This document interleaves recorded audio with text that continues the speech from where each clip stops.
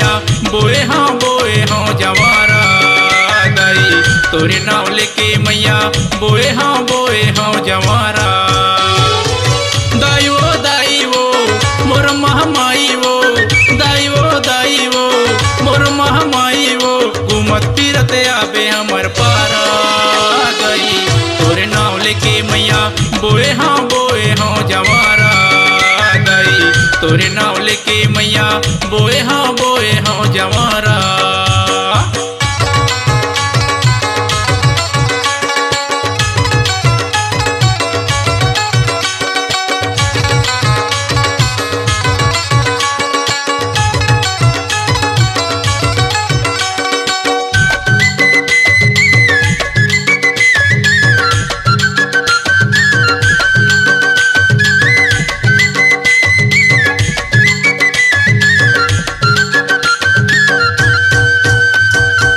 सुरहीन गैया के गोबर मंगा के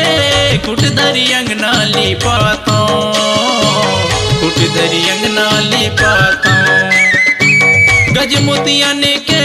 चौक पुरा के दाई रास्ता निहारो दाई रास्ता निहारो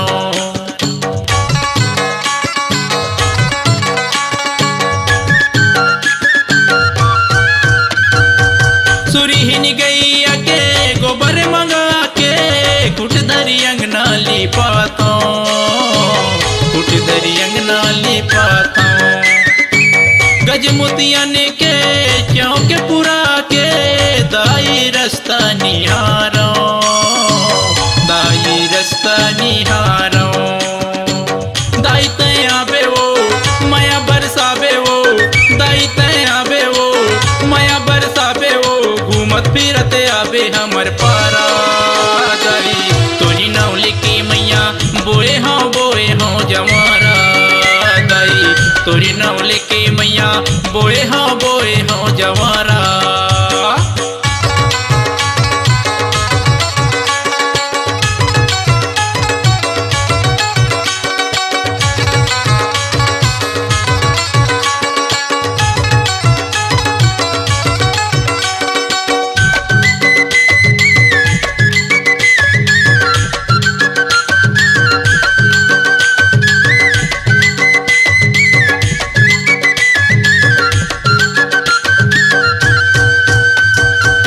सोन के थारी कपूर के बाती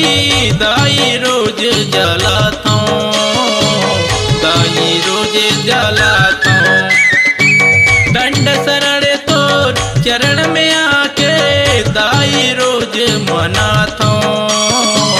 दाई रोज मनाता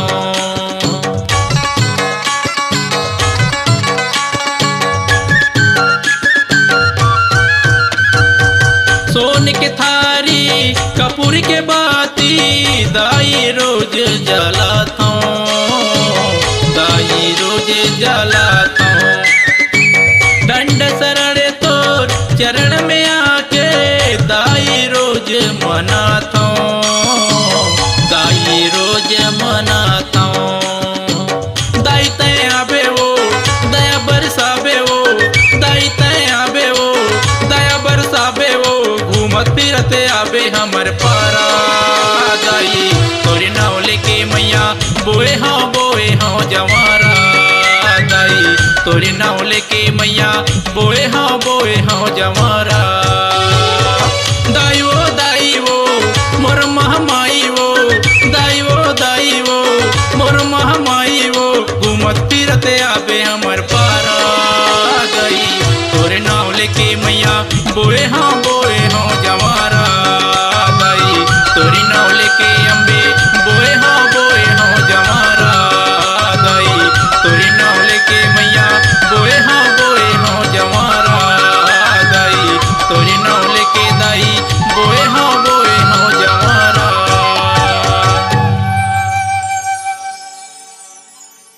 अपनी आवाज को दीजिए एक नया मुकाम। डिजिटल रिकॉर्डिंग की दुनिया का जाना पहचाना नाम स्वरांजलि,